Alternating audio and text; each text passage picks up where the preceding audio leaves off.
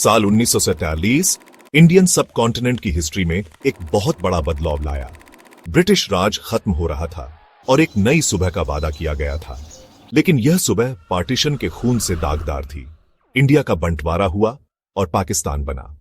इस उथल पुथल के बीच 500 से ज्यादा प्रिंसली स्टेट्स के सामने एक मुश्किल फैसला था।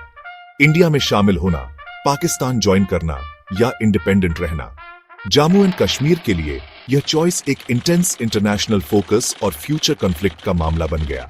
जम्मू एंड कश्मीर एक बहुत खूबसूरत और स्ट्रेटेजिक तौर पर इंपॉर्टेंट इलाका, बहुत यूनिक था।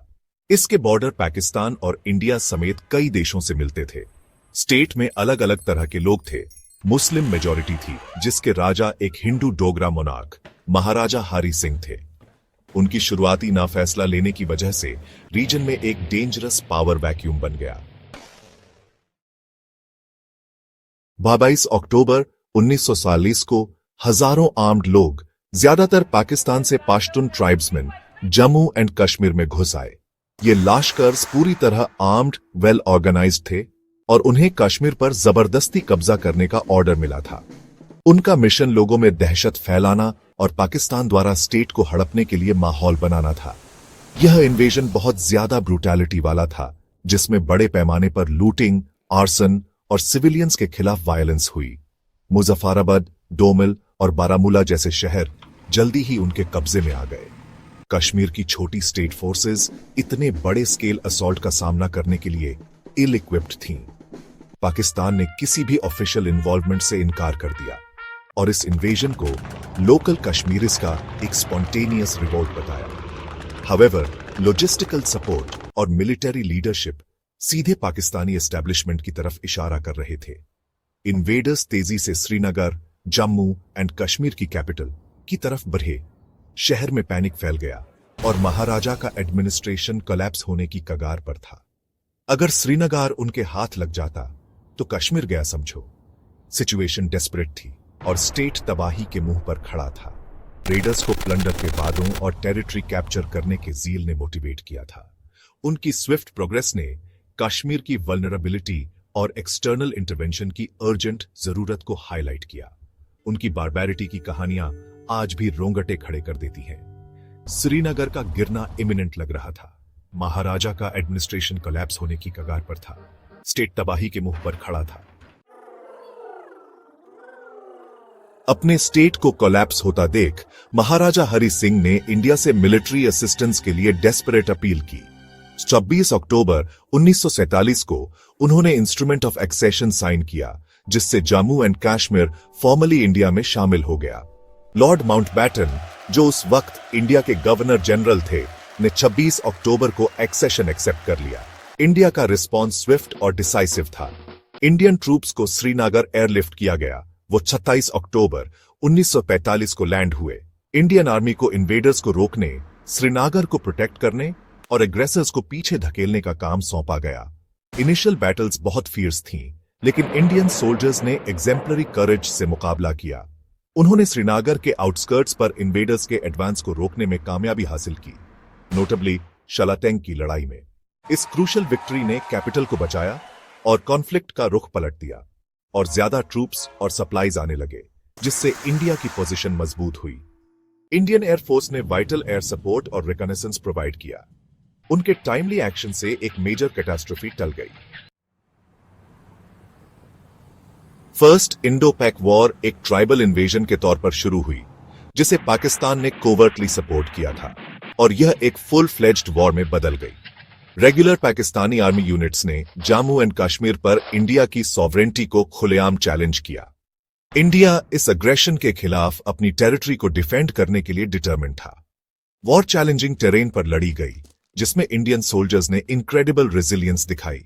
पूंछ, यूरी, कारगिल और जोजिला पास जैसे स्ट्रेटेजिक लोकेशंस के लिए की बैटल्स लड़ी गईं। हाई एल्टीट्यूड्स पर टैंक्स डिप्लॉय करके जोजिला को रिकैप्चर करना एक रिमार्केबल फीट था। इस वॉर का ह्यूमन कॉस्ट सिग्निफिकेंट था। दोनों तरफ से काफी कैजुअल्टीज हुई। जम्मू एंड कश्मीर की सिविलियन पॉपुलेशन ने बहुत ज्यादा सफरिंग झेली। वॉर ऑफिशियली वेन जनवरी 1941 को यूएन ब्रोकर्ड सीज फायर के साथ खत्म हुई। सीज फायर लाइन जिसे बाद में लाइन ऑफ कंट्रोल कहा गया, डिफैक्टो बॉर्डर बन गई।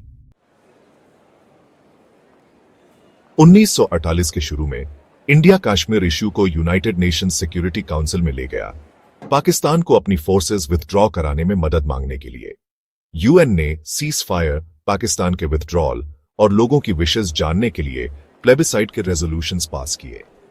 हावेवर, पाकिस्तान ने जम्मू एंड कश्मीर से कंप्लीट विथड्रॉल की प्राइमरी कंडीशन कभी पूरी नहीं की। पाकिस्तान के विथड्रॉल के बिना प्लेबिसाइट इंप्लीमेंट नहीं हो सकता था। पाकिस्तान के रिफ्यूजल ने प्लेबिसाइट प्रपोजल को अनवर्केबल बना दिया। कॉन्सिक्वेंटली, प्लेबिसाइट एक कंटेंशियस टॉकिंग पॉइंट बन गया, जिसे पाकिस्तान ने प्रोपेगेंडा के लिए इस्तेमाल किया। इंडिया ने मेंटेन किया कि पाकिस्तान के नॉन कंप्लायंस की वजह से प्लेबिसाइट कभी फीजिबल ही नहीं था। जम्मू एंड कश्मीर के लोगों ने न्यूमरस इलेक्शंस में पार्टिसिपेट किया, अपनी डेमोक्रेटिक विल एक्सप्रेस की। पाकिस्तान के एक्शंस की वजह से प्लेबिसाइट का आइडिया हिस्टोरिकली और प्रैक्टिकली इरेलेवेंट हो गया। प्लेबिसाइट के बारे में सच्चाई को पाकिस्तान और उसके सिंपथाइजर्स अक्सर इग्नोर कर देते हैं। यह नैरेटिव कि 1944 का इन्वेजन एक स्पॉन्टेनियस ट्राइबल अपराइजिंग था, एक केयरफुली कंस्ट्रक्टेड झूठ था। यह एक वेल प्लान्ड मिलिट्री ऑपरेशन था, जिसका कोड नेम ऑपरेशन गुलमार्ग था, जिसे पाकिस्तानी स्टेट ने ऑर्केस्ट्रेट किया था।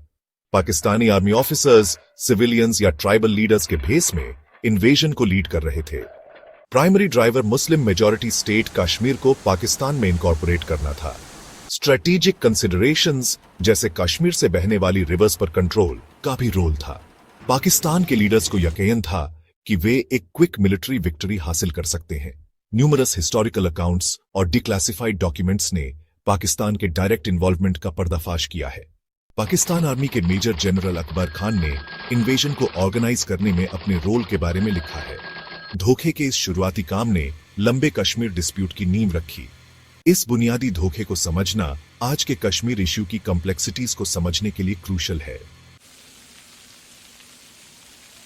आज Jammu and Kashmir regional geopolitics का एक फोकल पॉइंट बना हुआ है।